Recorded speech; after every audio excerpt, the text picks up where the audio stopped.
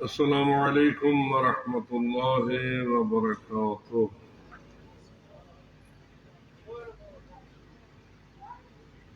اعوذ باللہ من الشیطان الرجیم، بسم اللہ الرحمن الرحیم۔ الحمد للہ رب العالمین الرحمن الرحیم، والصلاة والسلام علی اشرف الانبیاء والمرسلین، سیدنا و مولانا ابی القاسم محمد۔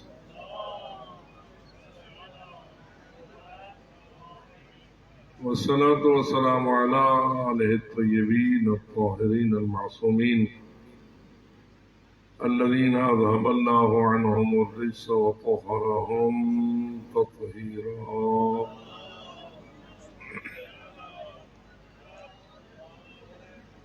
ورحمۃ اللہ علی احبابہم واصحابہم من الشہداء والصدیقین، ولعنۃ اللہ علی اعدائہم وقاتلیہم ملعونین۔ اما بعد، فقال اللہ العظیم فی کتابہ الکریم، بسم اللہ الرحمن الرحیم، وَلِكُلِّ قَوْمٍ هَادٍ، آواز بلند الصلوات۔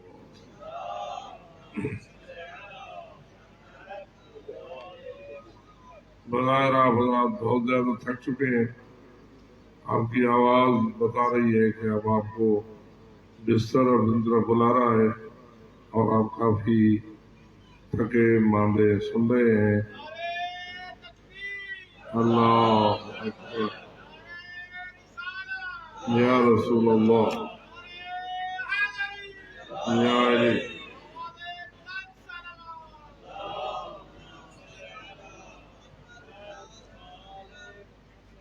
سلام پیش کرتا ہوں تمام قائدین محترم کو، جنہیں اللہ نے اس قوم کی ہدایت کا فریضہ ادا فرمایا، اور جو اللہ نے ان کے ذمے لگایا انہوں نے اسے بہترین طریقے سے ادا کیا۔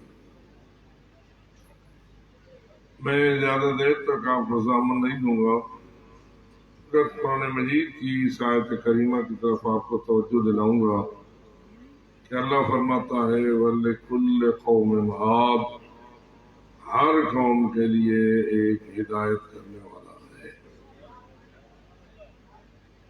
یہ ہدایت کرنے والے دو قسم کے ہیں، ایک وہ ہیں جنہیں اللہ نے عصمت عطا فرمائی ہے اور ان کو ہدایت کا فریضہ ادا کرنے کی تکلیف دی ہے، جن میں تمام انبیاء کرام ہیں، رسول اعظام ہیں، اوصیاء انبیاء ہیں، اولیاء خدا ہیں، اور اللہ نے ہم پر یہ مہربانی فرمائی ہے کہ ہمیں ان کے سردار، ان میں سے سب سے افضل، سب سے اشرف، سب سے اعلیٰ اور سب کے مولا 14 ہستیوں کو ہماری ہدایت کے لیے بھیجا ہے۔ جو اللہ کی اس نعمت کا شکریہ ادا کرنا چاہیں وہ خلوص قلب کے ساتھ بآواز بلند صلی علی۔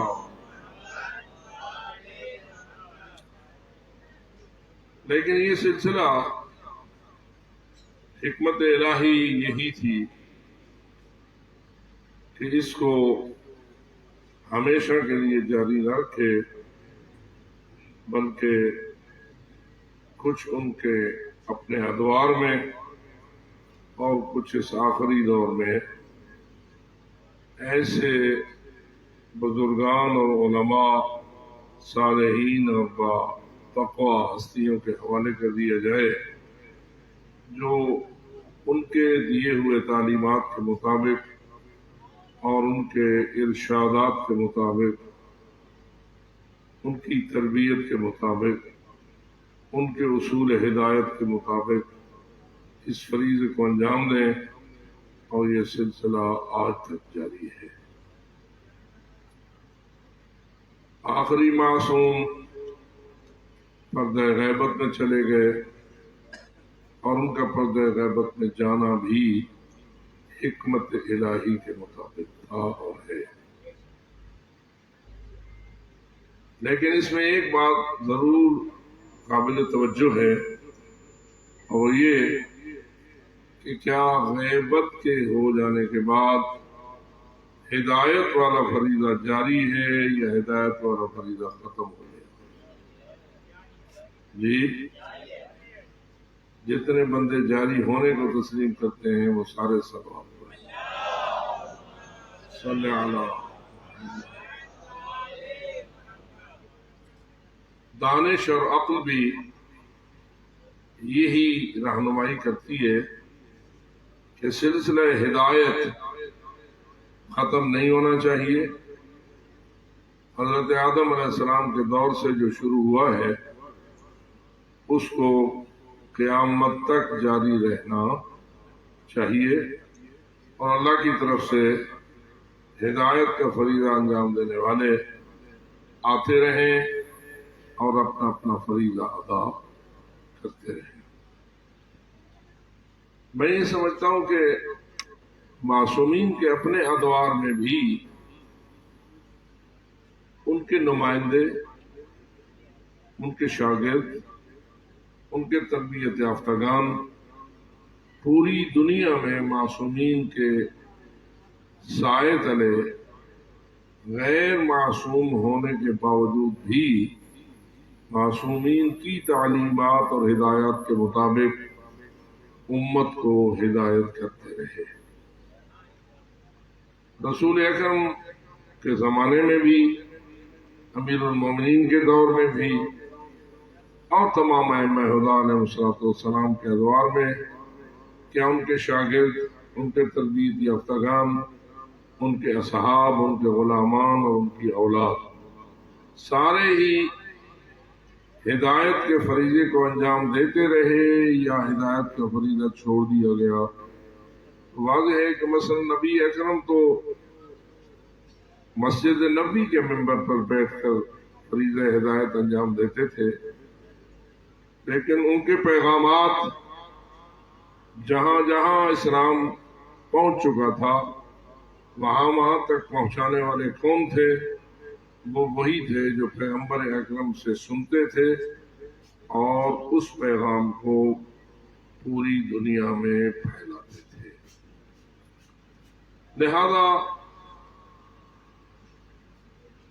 اس امر کی گنجائش نہیں ہے کہ انسان اس عقیدے پر ہو کہ ہر بندے کے کان میں ہدایت کا پیغام معصوم خود پہنچائے۔ نہیں، معصوم پیغام دے اور پھر ان کے ماننے والے متقی لوگ ان سے پیغام لے کر دور دور تک امت تک پہنچائیں، اور اس طرح ہدایت پھیلے، اس طرح پھیلے جس طرح سورج کی روشنی پھیلتی ہے۔ اور یہ سلسلہ چل رہا ہے، اور میرے خیال میں ہم اسی بات پر ایمان رکھتے ہیں کہ آج بھی جو ہادیان برحق ہیں وہ اسی پیغام کو پھیلا رہے ہیں جو قرآن اور معصومین نے ہمیں دیا ہے۔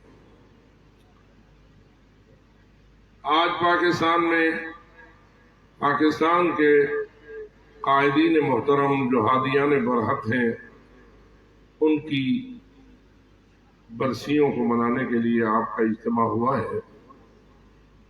کیا یہ معصوم تھے؟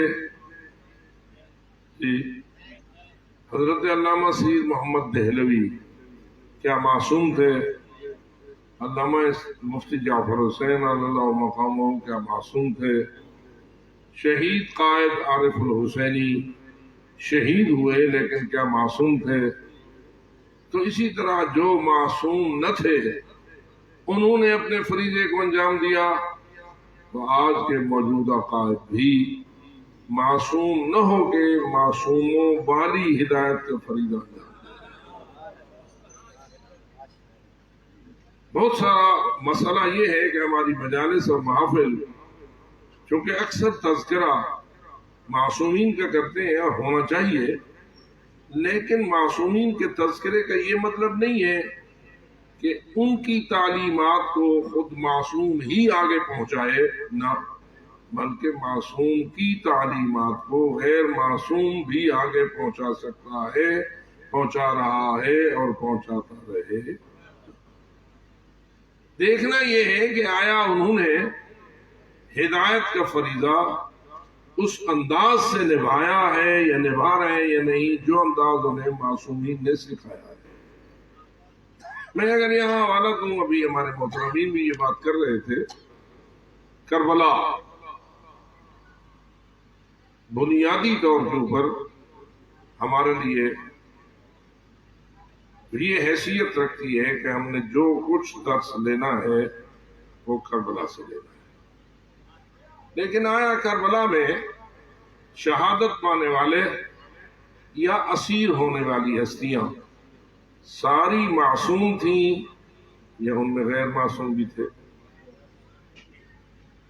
جی، مثلا کربلا میں شہید ہونے والی ہستیوں میں کتنے معصوم تھے؟ جی، فقط حضرت امام حسین علیہ السلام معصوم تھے، باقی سارے اگرچہ عصمت کے قریب قریب تو تھے، لیکن ہم انہیں ان 14 معصومین کی فہرست میں نہیں گن سکتے جو ہم نے 14 معصومین کی تصنیف کر رکھی ہے۔ ہاں، 2 اور معصوم بھی کربلا میں تھے، ایک حضرت امام زین العابدین علیہ السلام اور ایک حضرت امام محمد باقر علیہ السلام۔ یہ دونوں ہستیاں کربلا میں شہید نہیں ہوئی، شہادت فقط حضرت امام حسین علیہ السلام کو صحیح نصیب ہوئی۔ باقی جتنے شہداء ہیں، آیا وہ 14 معصوموں میں سے تھے یا غیر معصوم تھے؟ اور جب مانتے ہیں ہم کہ سارے غیر معصوم تھے، تو معلوم ہوا کہ غیر معصوم بھی اس لائق ہو سکتا ہے کہ معصوم کا نائب بن کے ہدایت کے فریضے کو انجام دے۔ آج ہمیں اس بات کی طرف توجہ دلانے کی اس لیے ضرورت پڑی ہے کہ بسا اوقات بعض کج فکر لوگ یہ چاہتے ہیں کہ ہمارا ہر ہادی، ہر قائد، ہر راہبر 14 معصوموں کی مثل معصوم ہو۔ تو یاد رکھو ایسا نہیں ہو سکتا، لیکن اللہ فرماتا ہے میں نے یہ انتظام ضرور کیا ہے کہ ہر قوم کے لیے ایک ہادی ہو۔ اب اللہ کا یہ فرمان کہ ہر قوم کے لیے ایک ہادی ہو تبھی صادق آ سکتا ہے جب ان غیر معصومین ہادیوں کو بھی ہادی مانا جائے۔ میں عالیان شیعہ ایمانی سے پوچھتا ہوں، یہاں بھی اللہ نے کوئی ہادی بھیجا تھا؟ تھوڑا سا بیدار ہو جائیے اور اس سوال کا جواب دیجیے۔ اس قوم کے لیے اللہ نے کس کو ہادی بنا کر بھیجا کہ آج آپ کا علاقہ نور ایمان سے منور اور متقی لوگوں سے بھرا ہوا ہے؟ کئی چلے گئے، کئی ہیں اور کئی آئیں گے، لیکن اس کا مطلب یہ ہے کہ یہ نظام خداوندی ہے۔ اس نے معصومین والا کام غیر معصومین سے بھی لینا ہے، لیکن لینا ایسے غیر معصومین سے ہے جو ہوں تو غیر معصوم لیکن ان میں معصوم کی خوشبو موجود ہو، ان میں معصومین کی جھلک موجود ہو، ان کا کردار باتقویٰ ہو، وہ تزکیہ نفس میں کامیاب ہوں۔ جیسے کہ رسول اکرم کے متعلق اللہ فرماتا ہے کہ لَقَدْ مَنَّ اللَّهُ عَلَى الْمُؤْمِنِينَ إِذْ بَعَثَ فِيهِمْ رَسُولًا مِّنْ أَنفُسِهِمْ يَتْلُو عَلَيْهِمْ آيَاتِهِ وَيُزَكِّيهِمْ وَيُعَلِّمُهُمُ الْكِتَابَ وَالْحِكْمَةَ وَإِنْ كَانُوا مِنْ قَبْلُ لَفِي ضَلَالٍ مُّبِينٍ۔ تو کیا خیال ہے، رسول اکرم نے کچھ لوگوں کے نفوس کا تزکیہ کیا؟ کیا ان کو تعلیم و تعلیم کتاب اور تعلیم حکمت میں کامیابی حاصل ہوئی، کیا سارے علی ہو گئے؟ علی تو ایک ہے، باقی کوئی سلمان بن گیا، کوئی ابو ذر بن گیا، کوئی عمار بن گیا، کوئی مقداد بن گیا، کوئی حبیب بن گیا، کوئی مسلم بن گیا، کوئی زہیر بن گیا، اور بالآخر کوئی اور بن گیا۔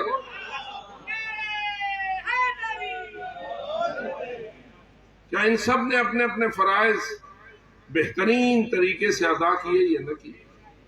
کیا ہم ان کے غیر معصوم ہونے کو یاد کرتے رہیں یا ان کے پاکیزہ کردار کو یاد کریں؟ ہم نہیں کہہ سکتے کہ حضرت اور معصوم تھے، لیکن یہ ضرور کہہ سکتے ہیں کہ اور ایسے ہی شہید ہوئے جیسے شہید ہونے کا حق، اور جس طرح ان کی زندگی ہمارے لیے نورانی ہو گئی، ایسے ہی ان کا لہو بھی ہمارے لیے راہبر ہو گیا۔ اس لیے میرے عزیز مہربانوں، توجہ رہے، ہادی اللہ بھیجتا رہتا ہے اور بھیجتا رہے گا، بلکہ آپ کو ایسے مراکز بھی ملیں گے جو فقط ہادی نہیں، ہادی ساز بھی ہوتے ہیں۔ ایسے افراد کو تیار کرتے ہیں، ایسے علماء پیدا کرتے ہیں، ایسے راہبر پیدا کرتے ہیں کہ جو پلتے تو عام سی کوٹھڑیوں میں ہیں لیکن پھر خمینی بن جاتے ہیں۔ آپ میں سے بہت سارے لوگ قوم شریفہ میں، قوم مقدسہ میں جب گئے ہوں گے تو انہیں مدرسہ فیضیہ دیکھا ہوگا، اور مدرسہ فیضیہ کے حجرے بھی دیکھے ہوں گے۔ میرے خیال میں مدرسہ فیضیہ کے حجرے ابھی تک بھی اپنی سابقہ کیفیت میں بحال ہے، چھوٹے چھوٹے دروازے اور چھوٹے چھوٹے کمرے، انہی میں خمینی رہتا تھا، انہی میں سیستانی پلا ہے، انہی میں شہید مطہری پیدا ہوئے ہیں، اور یہی وہ ہستیاں ہیں جو کل کی طلبہ تھیں، آج مثل آفتاب دنیا کو ہدایت کر رہی ہیں۔ فقط ان کی زندگی ہی ہدایت نہیں کر رہی، بلکہ ان کی موت اور ان کی شہادت بھی نور کی طرح ہدایت کو تقسیم کر رہی ہے۔ تو اس لیے میرے محترم دوستو، توجہ رہے اس بات کی طرف کہ سسٹم جو الہی ہے، اس میں جہاں صف اول میں معصوم ہوتے ہیں، وہاں صف ثانی میں ایسے غیر معصوم ہوتے ہیں جو چمکتے اسی طرح ہیں جس طرح معصوم چمکتا ہے۔ ان کی روشنی بھی ہوتی ہے، ان کا نور بھی ہوتا ہے، ان کی خوشبو بھی ہوتی ہے، اور دور دور تک پہنچتی ہے، اور نتیجہ یہ نکلتا ہے کہ وہ بھی اسی طرح لوگوں کے قلوب کو منور کرتے ہیں، ان کے نفوس کو مزکا کرتے ہیں جیسے کہ معصوم کیا کرتے ہیں۔ کیا خیال ہے ہم شہدائے کربلا کو خراج تحسین پیش کریں یا نہ کریں؟ اچھا، زیادہ دیر نہیں آپ کو زحمت دینا، یہ فرمائیے کہ جتنے قیدی ہوئے کربلا میں، ان میں کتنے معصوم تھے اور کتنے غیر معصوم تھے؟ جی، قیدیوں میں تو فقط 2 معصوم تھے، ایک حضرت امام سجاد علیہ السلام اور دوسرے حضرت امام باقر علیہ السلام۔ باقی جتنے قیدی ہوئے، خواہ وہ مستورات تھیں، خواہ وہ بچے تھے، خواہ وہ بوڑھے تھے، جو بھی قیدی ہوئے، معصومین کی لسٹ میں ان کا نام نہیں ہے، لیکن بتائیے ان کا کام کتنا بلند ہے، ان کا نور کتنا بلند ہے۔ بلکہ آپ اور میں یقین رکھتے ہیں اس بات پر کہ اگر کردار زینبی نہ ہوتا تو آج حسینی کردار بھی مٹ چکا ہوتا۔ کردار زینبی نے حسینیت کو 4 چاند لگائے۔ بلکہ میں کبھی کبھی جب سوچتا بھی ہوں اور آپ سے بھی یہ سوال کرتا ہوں، امام حسین علیہ السلام تو کسی فورس نے مجبور کیا تھا کہ اپنی پردہ داروں کو لے چلو؟ جی، کوئی فوج، کوئی پولیس، کوئی طاقت، ظالم ایسے تھے جنہوں نے امام علیہ السلام کو کہا اپنے پردہ داروں کو بھی ساتھ رکھو؟ سب جانتے ہو کہ آپ سارا 28 رجب کا جو واقعہ روز سنتے ہو، تو اس میں کس نے فیصلہ کیا کہ میرے پردہ بھی میرے ساتھ جائیں گے. یا تو ہمیں روایات ملتی ہیں کہ خود رسول اکرم نے اشارے کیے تھے، خود امیر المومنین نے اشارے کیے تھے. مجھے یاد آتا ہے کہ جب حضرت المومنین کا وقت شہادت قریب آیا اور آپ نے اپنے اقربا اور اپنے عزیزان سے آخری ملاقات کے لیے دعوت دی، تو آپ کے سارے وارثان اور آپ کے اقربا لائن باندھ کر امام امیر المومنین سے آخری الوداعی ملاقات کرنے کے لیے آئے. تو اس صف میں آئی ہے دختر زہرا حضرت زینب کبریٰ. اور اس وقت امیر المومنین کی جب نگاہ اپنی اس بیٹی پہ پڑی ہے تو ہاتھ پکڑا ہے، سینے پہ رکھا ہے اور رو دیے. بی بی بھی رونے لگ گئی.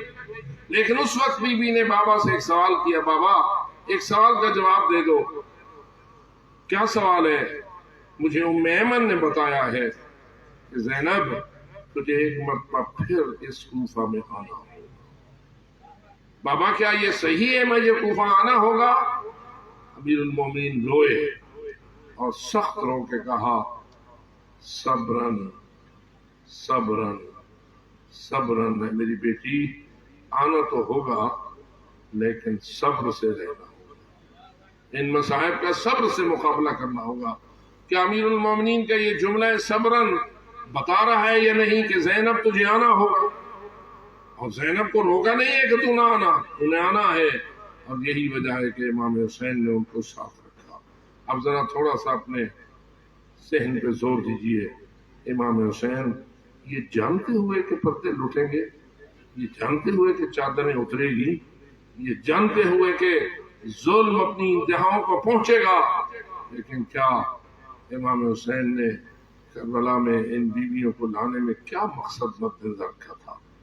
تو ایک واحد جواب یہی سمجھ آتا ہے کہ جب میری لاش پہ گھوڑے دوڑ جائیں گے اور ظالم میرے خاک میں ملانا چاہے میرے مشن کو، تو اس وقت میرے مشن کو زندہ باد بنائے گی تو زینب کبریٰ بنائے گی.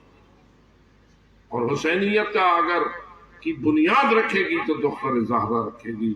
ابھی آپ سن رہے تھے کہ جب بی بی رہا ہوئی شام سے تو بی بی نے یہی شرط لگائی کہ اس وقت تک واپس نہیں جاؤں گی جب تک اس شام میں اپنے بھائی کی رضامندی نہیں کروں. تو عزیزان محترم یاد رکھو، اللہ کا سسٹم یہی ہے کہ جس میں معصومین کے سائے تلے، معصومین کے ہدایات کے مطابق اور معصومین کی تعلیمات کے مطابق کچھ ایسے غیر معصوم پیدا ہوتے ہیں جو کام تو وہی کرتا ہے جو معصومین کا ہوتا ہے.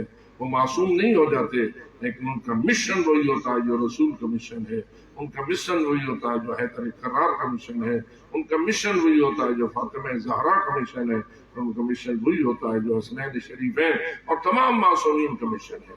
آج اے جوانوں جو تنظیمیں بناتے ہو، لوگوں کا تنظیمیں بنانا اور ہے، تم کربلائیوں کا تنظیمیں بنانا. لوگوں کا اپنے آپ کو منظم کرنا وہ کچھ اور ہے، آپ کا اپنے آپ کو منظم کرنا کچھ اور. لوگ بناتے ہیں کرسیوں کی لالچ میں، تم بناتے ہو ہدایت کا فریضہ انجام دینے. تمہارا منظم ہونا اس لیے ہوتا ہے کہ اس فرض کو نبھاؤ جو کل امام حسین نے نبھایا تھا، اس فرض کو نبھاؤ جو کل علی اکبر نے نبھایا تھا، اس فرض کو نبھاؤ جو کل عباس علمدار نے نبھایا تھا، بلکہ اگر کہوں اس فرض کو نبھاؤ جو علی اصغر نے اپنے پیاسے باپ کے سینے پہ تڑپ کے نبھایا، اور اس فرض کو نبھاؤ جو حضرت سکینہ نے تماچے کھا کے نبھایا، اور اس فرض کو نبھاؤ جو بیویوں نے اپنے ہاتھوں میں رسن پہن کے نبھایا. لیکن کیا کامیاب ہوئی یا نہ ہوئی؟ ہمت بلند ہوئی اور بلند تھی. نتیجہ کیا نکلا کہ رسیوں میں بندھی ہوئی دختر زہرا یزید جیسے فرعون کے سامنے کہہ رہی تھی کہ کیدک و ساسا یک مناسب جہدک، جو کر سکتا ہے کر، لیکن یاد رکھ واللہ لا تمحو ذکرنا ولا تمیت وحینا، تجھے نہیں ہے معلوم کہ ہماری بنیادیں کتنی مضبوط ہیں اور ہمارا کردار کتنا پاک ہے اور ہمارا معاملہ کتنا اوج اور معراج پہ پہنچا ہوا ہے۔ تیرے تیر، تیرے نیزے، تیرے پیسے، تیرے لشکر، تیری کرسیاں، تیرا اقتدار سب مٹ جائے گا، اگر زندہ رہے گا تو دین محمد زندہ رہے گا اور ذکر آل محمد زندہ۔ تو اس لیے میرے محترم دوستو، اللہ نے آپ کو وارث بنایا ہے کس چیز کا؟ کربلا کا۔ آپ کو وارث بنایا ہے کس چیز کا؟ دین محمد کے پھیلانے کا، ذکر آل محمد کو زندہ باد رکھنے کا۔ حسینیت زندہ باد ہے، زندہ باد رہے گی۔ کوئی طاقت نہ حسینیت کو مٹا سکی ہے، نہ حسینیت کو مٹا سکے گی۔ میں ہر وقت کہتا ہوں کہ ہمارے بزرگان نے ہمیں کیا نعرہ دیا ہے؟ حسین زندہ باد یا حسینیت زندہ باد؟ جی ہاں، حسینیت، آواز بلند، حسینیت، حسینیت، حسینیت۔ اور مقابلے میں کیا یہ نعرہ دیا ہے کہ یزید مرد آباد، یا نعرہ دیا ہے یزیدیت مرد آباد؟ کیونکہ حسینیت نام ہے فکر و کردار حسین کا، اور یزیدیت نام ہے یزید کے نجس فکر اور نجس کردار کا۔ لیکن الحمدللہ آج فکر حسینی زندہ ہے اور کردار حسینی پائندہ ہے۔ اس کا نام عزاداری ہے، اور وہی آپ کے لیے راہ حق ہے، اسی پر آپ نے چلنا ہے۔ عزاداری کا زمانہ ویسے تو ہر وقت ہوتا ہے، لیکن محرم الحرام عزاداری کا معراج ہوتا ہے، محرم الحرام میں عزاداری کا اوج ہوتا ہے، اور یاد ہوتی ہے ان کی جن کے سر نوکے سنا پہ چڑھ گئے اور جن کے لاشیں سمے آسمان پامال کیے، یا ان بیویوں کی جن کی چادریں انہوں نے چھین لی اور ان کے ہاتھوں میں رسن ڈال کر انہیں بازاروں اور درباروں میں تماشا بنایا گیا۔ لیکن اس کے باوجود زندہ باد ہے حسینیت اور مرد آباد ہے یزیدیت۔ خداوند تعالی ہمیں حسینیت کا وارث رہنے کی توفیق عطا فرمائے اور یزیدیت کا دشمن رہنے کی توفیق عطا فرمائے۔ وآخر دعوانا ان الحمد